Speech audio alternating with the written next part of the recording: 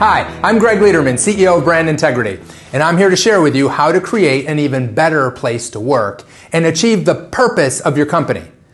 One thing we can all agree on, we share a common purpose, and that is to get and keep more profitable customers. When I ask people what they think the purpose of their company is, their immediate response is typically to make more money or to make a profit. Of course we want to make more money. We want to make a profit. That's how we're all measured.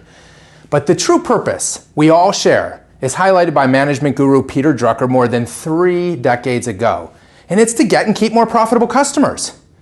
We also have something else in common, a shared belief that it's important to make an even better place to work. Not just because it's the right thing to do, but doing so enables a better customer experience, which of course helps us to get and keep more profitable customers. However, the unfortunate reality is the workplace is not good enough. As a society, we continue to suffer from an engagement crisis. Regardless of whose research study you most believe, they are all showing the same stark reality. More than 2/3 of Americans are not engaged at work. In 12 years, the employee engagement statistics have barely budged.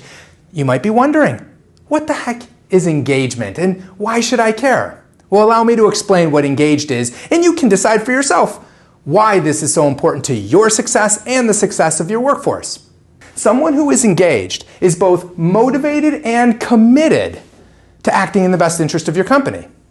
Now, who wouldn't want more motivation and commitment from their workforce? It's obvious that more engagement is something everyone could benefit from just a bit more of. By the way, one more thing to note about motivation. Motivation is not something you can impose on anybody. It's intrinsic, right? It's intrinsic, meaning that it's inside each and every one of us. And whether we're going to tap into that motivation and commitment is completely up to our own discretion each and every day. So, the million-dollar question is, how do we increase the level of engaged in our workforce so that we can tap into more of that intrinsic motivation that we as humans have? All right, back to our reality. Too many employees are simply not motivated to provide that little extra discretionary effort, speak positively about their employer, and in many cases are not planning to stay and be productive at work. But what's even worse and downright scary is that the researchers are now telling us that 65% of managers are not engaged at work. I'm not sharing this to freak you out. It's the reality in many organizations, and it's why we sometimes have this inconsistent customer experience that drives us crazy. What drives me crazy is the number of leaders I meet who are either oblivious to the immense cost of low engagement or are simply unwilling to muster up the courage to find out where they really stand. There's a huge number of leaders, they just don't get it. It doesn't have to be that way. In the past 2 years, across all of our clients at Brand Integrity, engaged scores are up almost 78%. And this is not by chance. This is by design. Our clients are answering that million-dollar question, how do we improve the engaged level? How do we improve engagement? The answer is surprisingly simple. Not easy to achieve, but simple to understand. Look, there's 7 decades of research that speak to 3 drivers of motivation for people at work. Since the 1940s, researchers and scientists have been asking people in the work environment, what causes you to be, as a human being at work, more engaged? What causes you to tap into more of that personal motivation and be better, be more productive as an employee at work? So studies in the 40s, 50s, 60s, 70s, 80s, 90s continue to tell us the same 3 drivers of motivation at work. And what they tell us is there's 3 things that employees crave. First, respect me for who I am in the work that I do. Second, help me understand the relevance and importance of the work that I do. Help me see how I make a difference, how there's purpose and meaning in my work. So respect me, help me see the relevance of my work. And third, relationship. Relationship in most cases with my boss. They're not always in this order, but it's the same 3 themes time and again. Now, there are 40 million bosses in the United States. 40 million people who are responsible for leading and managing other humans. 90% of people have a boss, someone they report to.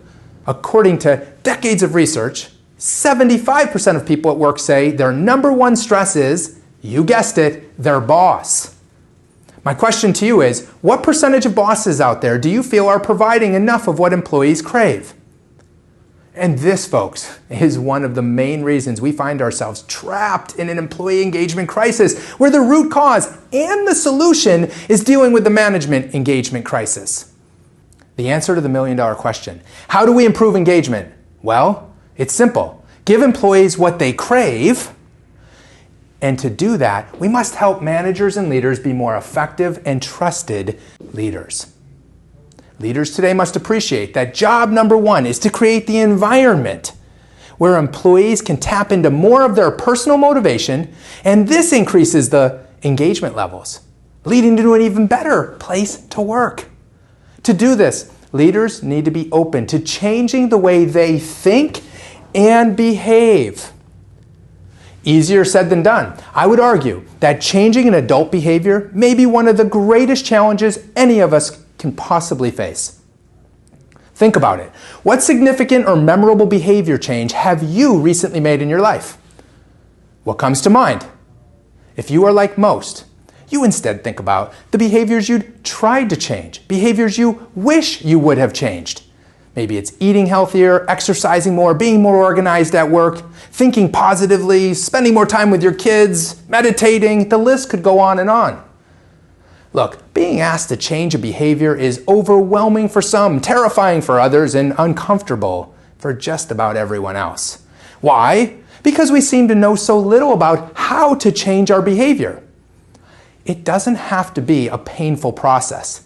The reason for the constant failure to change behaviors is because most people don't know how to create and sustain habits. What is a habit? The word alone implies repeated action. A habit is a thought or behavior that is repeated over and over until it becomes almost involuntary. There's one type of communication habit that our clients have found stands above all the rest when it comes to helping leaders to create the environment for more engaged, fueling the workforce with what employees crave, leading to a better place to work. I'm referring to the essential habit of recognizing and sharing successes. As humans, we love recognition, but we stink at giving it. Whether we want to admit it or not, recognition plays a huge role in our everyday lives, in our happiness and our well-being, both at work and in our personal relationships. Giving and receiving recognition fuels our happiness and our productivity at work. And developing the habit of recognizing more is the most effective and affordable way to provide what people crave: more respect, more understanding of the relevance and meaning of their work, and stronger relationships, especially with their bosses. This is what humans crave, and it helps us to be more motivated and committed at work, more engaged. But the problem is, we're horrible at it. We simply struggle to give it, and the problem is most of us don't even know it, which is helping to cause the lack of engaged employees at work. And here is the interesting part. For any leader, it only takes about 10 minutes a week. That's it, 10 minutes a week of effort to do an amazing job and get amazing results. And what do I mean by amazing results? Here's what our clients have found, and it's fascinating. When they get their managers to spend about, again, 10 minutes a week capturing and sharing successes, their engagement scores go up significantly. Really, it's true. From one company to the next, we see an incredibly strong relationship between where managers will recognize and share success because they've mastered that habit, and the increase in their engagement scores. And where managers don't demonstrate the recognition habits, well, as you can imagine, engagement is typically lower. Quite a bit lower, in fact. Why? Because employees are not getting enough of what they crave. And frankly, neither are those leaders. So, if you have not mastered leadership yet, which, let's face it, none of us have, and if you want to become a more effective and trusted leader, then focus on building the habit of recognizing and sharing successes at work. When you do, you will be creating the environment where people get what really motivates them at work, thus making your company an even better place to work, which helps you fulfill the company purpose, which we all share, which is to get and keep more profitable customers.